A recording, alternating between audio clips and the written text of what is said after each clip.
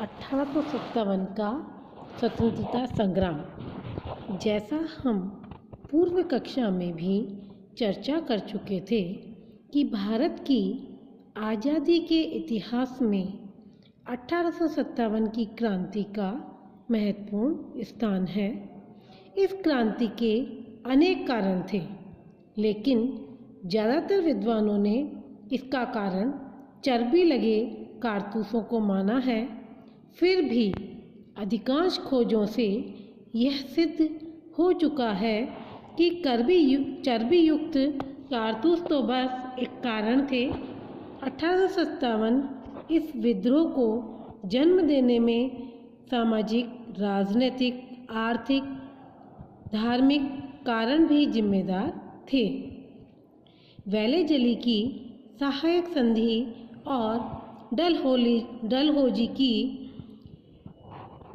व्यापक नीति, जिसके तहत उन्होंने गोद निषेध प्रथा बंद कर दी थी, और डलहौजी के द्वारा जैतपुर, संभलपुर, झांसी, नागपुर आदि को ब्रिटिश साम्राज्य में मिला लिया गया। उसने अवध के नवाब को गद्दी से उतार दिया एवं भूतपूर्व पेशवा की पेंशन जब्त कर ली।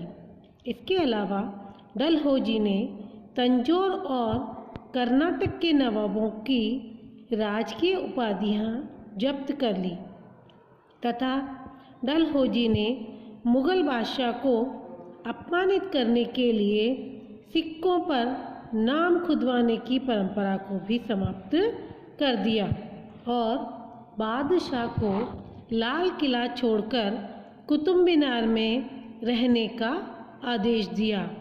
उस समय मुगल बादशाह जनता का प्रतिनिधित्व कर रहे थे, इसलिए उनके अपमान को जनता ने अपना अपमान समझा और विद्रोह के लिए मजबूर होना पड़ा। इसके अलावा कुछ प्रशासनिक कारण भी थे। उन समय प्रशासनिक कार्यों में भारतीयों की भागीदारी जातीय श्रेष्ठता के आधार पर थी। कोई भी भारतीय व्यक्ति सूबेदार से ऊंचे पद तक नहीं पहुंच पाता था। न्यायिक क्षेत्रों में अंग्रेजों को भारतीयों से हर स्तर पर श्रेष्ठ माना जाता था।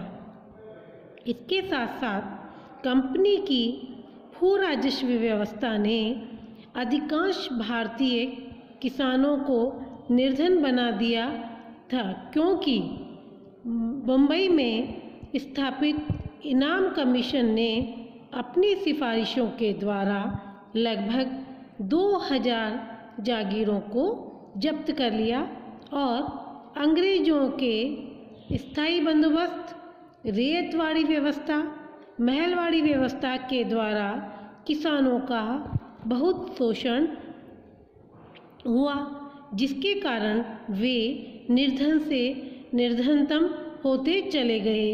इसके अतिरिक्त अंग्रेजों के द्वारा भारत में ईसाई धर्म के प्रचार के लिए विशेष सुविधाएं प्रदान की गईं।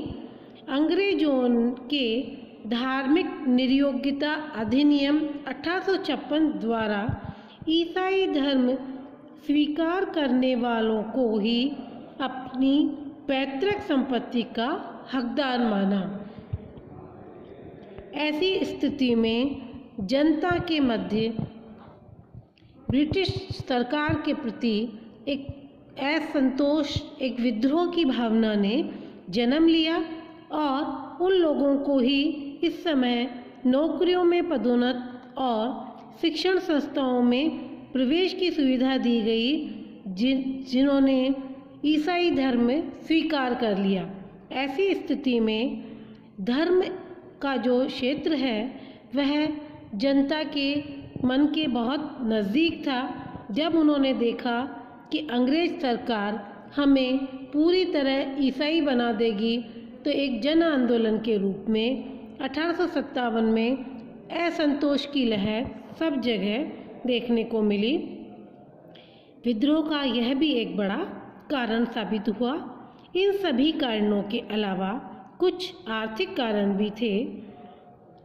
अंग्रेजों के द्वारा आर्थिक शोषण किया गया, जिससे आर्थिक ढांचा पूरी तरह से नष्ट हो गया। अंग्रेजों की ब्रिटिश भू राजस्व व्यवस्था ने किसानों और जमींदारों को उनके अधिकारों से अलग कर दिया। इन कारणों के अतिरिक्त भी 1857 की क्रांति के सैनिक कारण भी रहे, जिन्होंने विद्रोह की पृष्ठभूमि तैयार की। क्योंकि भारतीय सेना में काम करने वाले सैनिकों में ज़्यादातर कनिष्ठ अफसर भारतीय थे, जिन्हें सेना में पदोन्नति का कोई फ़ायदा नहीं दिया जाता था। विद्रोह का भी एक बड़ा कारण बने। चर्बी लगे कारतूसों के प्रयोग को विद्रोह का तात्कालिक कारण माना गया। विभिन्न कारणों से भारतीय जनता ब्रिटिश शासन से आक्रोश में थी। तभी लॉर्ड कैनिंग के द्वारा 2 घोषणाएं की गई, जिन्होंने आग में घी डालने का कार्य किया। सेना के नए रंगरूटों के लिए समुद्र पार के ब्रिटिश प्रदेशों में सेवा करना अनिवार्य कर दिया गया, जिन्हें अधिकांश सैनिकों द्वारा धर्म के विरुद्ध समझा गया। सैनिकों को ऐसे कारतूसों के प्रयोग के लिए विवश होना पड़ा, जिनमें गाय और सूअर की चर्बी लगी हुई थी। कैनिंग सरकार ने 1857 में सैनिकों के प्रयोग के लिए ब्राउन बेस गन के स्थान पर एनफील्ड राइफल का प्रयोग शुरू करवाया, जिसमें कारतूसों को लगाने से पहले दांत से खींचना पड़ता था। इन कारतूसों में गाय और सूअर की चर्बी थी, इसीलिए हिंदू और मुसलमान दोनों ही भड़क गए और 1857 की क्रांति का यह तात्कालिक कारण साबित हुआ। लेकिन यह भी स्पष्ट है कि 1857 तक आते आते अनेक कारणों से भारतीय जनता के मन में अंग्रेजी सरकार के प्रति एक असंतोष की भावना थी, और जिसका क्षेत्रीय स्तर पर कई बार विद्रोह हो चुके थे।